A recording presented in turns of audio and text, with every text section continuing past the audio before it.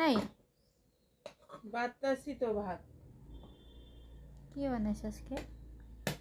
কি বানামু পাওলে পারি না, তোর বাবা নাই ঘরে, বাইরে গেছে, টরে গেছে, ল্যাংড়া করলাম। তোমার পা ভালো না তো তুমি জানো, তাহলে আবার বানাইতে কেন লাগে? তো খাবি কি দিয়া? সিদ্ধ ভাতে খাই লইতাম। সিদ্ধ ভাত কদিন খাবি? তো আইতে আইতে দেরি আছে। যতদিন পারি ততদিন খাম। তো কি বানাইছ আজকে?